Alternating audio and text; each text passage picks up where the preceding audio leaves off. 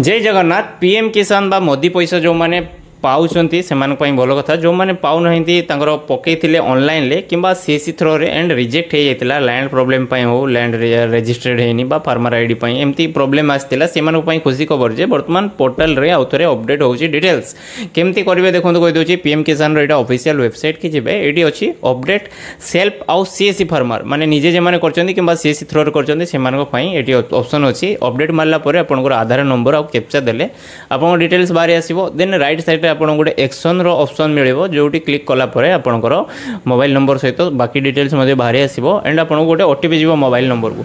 And जदि आपनकर से मोबाइल नंबर पाखरे नाही देन ता पूर्व कहि दोची एटी गोटे अपडेट मोबाइल नंबर ऑप्शन अछि, नुवा सेटा भी आछि। सेथिरे आपन निजर मोबाइल नंबर अपडेट करि परिबे।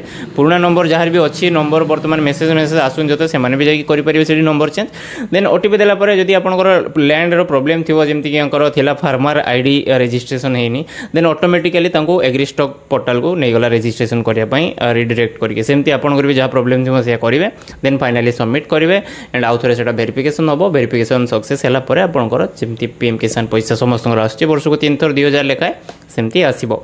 सो वीडियोटा इनफॉर्मेटिव आर डिटेल्स वीडियो मोर यूट्यूब चैनल पकई देछि, फेसबुक चैनल पकई देछि, लिंक मो स्टोरी दे दोछि, देखिदेवे सब इनफॉर्मेटिव वीडियो पाई फॉलो करदेवे। जय जगन्नाथ।